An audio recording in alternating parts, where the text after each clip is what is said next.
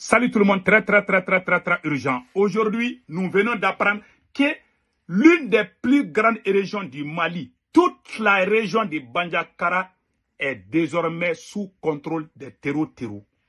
Selon Noël Tessogué, il y a plusieurs comment on appelle là, il y a plusieurs habitants qui se trouvent au centre qui ont confirmé. Je vais vous montrer. Il y a même des gens qui sont sortis faire des vidéos, que je vais vous montrer les vidéos aussi. Et la deuxième information que nous avons aujourd'hui, la reprise de la crise des carburants. Il n'y a plus de carburant à Bamako. Assimi Goïta a fait une négociation avec les terreaux, les 4 milliards sont partis en fumée. Quand il négocie avec les terreaux, le délai, je ne sais pas si c'est le délai qui est fini ou pas. En tout cas, le délai, ça ne dépasse pas 2 semaines ou 1 mois. Ça ne dépasse pas. Donc, le débit de carême, les terreaux ont pris de l'argent. 5 membres ont été libérés. Je pense que le contrat est fini. Donc, Assimi va aller grouiller encore, négocier encore. C'est comme ça qu'on va construire cette nation. Ça, c'est grave. Donc, maintenant, voilà ce qui se passe au Mali. Il y a la région de Bandiakara, l'une des plus grandes régions du Mali, au centre, est sous contrôle des terreaux. Ah, c'est fini. Si on dit que sous contrôle des terreaux, c'est pas parce que les terreaux sont là-bas. Mais il y a les préfets qui sont là-bas. Il y a les maires qui sont là-bas. Mais il y a eu un accord de non-agression. C'est-à-dire que les terreaux peuvent se promener, peuvent faire ce qu'ils veulent. Si tu n'es pas d'accord avec les terreaux, alors tu quittes là-bas. Ce sont eux qui contrôlent désormais. Voilà pourquoi les Dosso ont appelé l'armée malienne, mais l'armée n'est pas intervenue. Maintenant, voilà ce qui se passe aussi. Je vais vous montrer l'image d'un frère qui fait des cris de cœur à Témé, et comment on appelle là, à Téméra, cercle de Bamba. Un frère malien s'exprime en français. Je vais vous laisser écouter. Voilà. Peuple du Mali, je prends la parole aujourd'hui avec courage pour parler de la souffrance silencieuse de la population de Téméra. Ça, c'est au Mali, hein? Monsieur le Président, la population de Téméra souffre et vit dans la peur. Les habitants sont terrorisés, mais certains responsables continuent de dire qu'il n'y a aucun problème. Cette réalité doit être connue de tous. Quand les forces armées maliennes arrivent dans la commune pour rencontrer la population, personne n'ose parler. Les gens ont peur parce que celui qui dit la vérité risque d'être amené en brousse pour subir des sanctions. Ce silence n'est pas un choix, c'est une survie. Aujourd'hui, par peur et sous la menace, la population paye les impôts aux ennemis du Mali. Les collecteurs sont connus, ils sont de la commune et identifiés par tous. Pourtant, il n'y a ni radio communautaire, ni réseau téléphonique et personne n'ose dénoncer cette situation. Quand l'activiste Touareg malien a publié une vidéo pour dénoncer la situation de Téméra, j'ai été directement indexé. Mais l'homme ne meurt qu'une seule fois. J'ai décidé de parler, même si cela doit me coûter la vie. J'ai choisi de mourir au nom du Mali et au nom de la commune de Téméra parce que je suis déjà visé. Je sais que je ne suis pas éternel et que tôt ou tard je mourrai. Mais je refuse de mourir dans le silence et dans la peur. Je veux que la vérité soit dite pour que les générations futures vivent dans la paix et la dignité. Téméra n'a pas besoin de patrouilles rares, 1 ou 2 fois par mois. Téméra a besoin d'une présence permanente de l'État et de l'armée, jour et nuit, toute l'année. La sous-préfecture doit être fonctionnelle. L'État doit être présent sur le terrain nuit et jour chaque année. Il y a trop de complicité. Voilà. La commune est profondément gangrénée. C'est la raison pour laquelle rien ne marche. Même ses fils dignes et riches ne peuvent pas investir pour le développement. Nous demandons des actions fortes. Nettoyer complètement la commune. Changer certains chefs et conseillers. Réformer la mairie. Juger et emprisonner les civils criminels. Voilà. Monsieur le Président, la population de Téméra ne demande pas des discours. Elle demande la sécurité, la justice et la dignité. Aujourd'hui, nous parlons avec respect, mais avec vérité. Que l'État protège ses citoyens, que la peur cesse, que Téméra revive. Partagez cette vidéo pour que la vérité arrive au sommet. Voilà.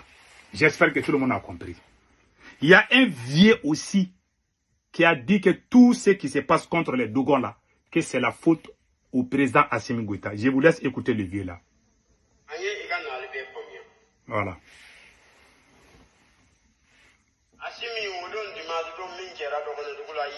C'est un vieux de plus de 90 ans. Voilà. Il dit que Assimi Goïta est venu contre les Dogons. Qu'ils ne font plus confiance à Assimi. Ceux qui sont allés attaquer les Dogons là, il dit que ce n'est pas les terroristes, que c'est les gens même qu'Assimi Goïta a envoyés contre eux. Et ils ne croient plus à l'État malien. Voilà ce qui se passe. C'est un vieux de plus de 90 ans qui parle avec beaucoup de colère. Écoutons le reste. 1600 vaches ont été volées par les terroristes.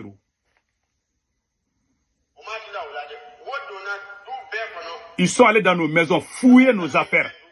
Ils ont tout pris. Même dans nos boutiques, ils ont tout pris. Ils ont tout pris. Tout ce qu'on a, les terroristes ont tout pris. Il nous dit que non, que ce n'est pas les terroristes, que c'est Assimi lui-même qui est derrière ça. Voilà.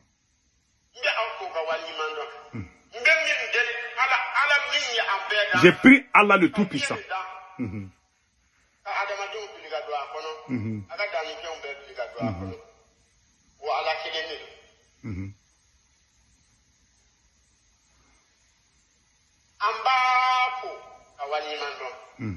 On remercie Dieu.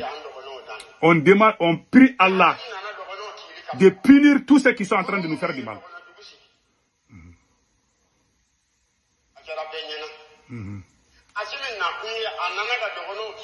Assimi est venu uniquement pour détruire la communauté Dogon.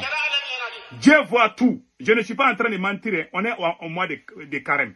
Pourquoi le vieux là est en train de dire tout ça? Parce qu'Assimi Goïta a signé des... Ça c'est dans la région de Bandiakara. Je vous dis, ce sont les terroristes qui sont devenus des maîtres. Il y a des gouverneurs, il y a des préfets, il y a des maires. Mais ce sont les terroristes qui sont les patrons aujourd'hui là-bas. Parce qu'Assimi Goïta a signé un accord de non-agression avec eux. Ils peuvent se promener, ils peuvent faire ce qu'ils veulent, mais ils ne doivent pas toucher. Il y a des camps de l'armée malienne là-bas aussi, hein, qui sont cantonnés. Mais ils ne vont pas aller combattre les terroristes. Voilà les terroristes. Voici les camps militaires, voici les camps des terroristes. Ils se voient, hein, ils se saluent même. Vous voyez pas ce qui se passe au Mali? Les gens sont en colère. Tu appelles l'armée pour aller les combattre. Ça ne passe pas. C'est pour ça que le capitaine Ibe a dit un moment là, négocier là. Il a tout expliqué. J'avais même montré la vidéo là. Ce n'est pas la peine que je revienne sur ça. Bon, voilà ce qui se passe dans mon pays. Voilà ce qui se passe. Et puis, il y a la crise de carburant a repris. Hein. J'ai même cette vidéo là. Je pense que je dois avoir la vidéo là ici. Attendez là. La crise de carburant a repris encore. Les gens sont en train de prendre les haras là. Vous ne pouvez pas croire. Regardez. Salam alaikum. Bon, voici la crise de carburant qui vient de commencer encore. Donc, regardons. Salam alaikum. Gazol ko damana da an fila gazol a ranar yansa. Ni yan yamana shashon kundo. Mobilin be a rana yasa a ca abin moliki mafilabo. Wallahi.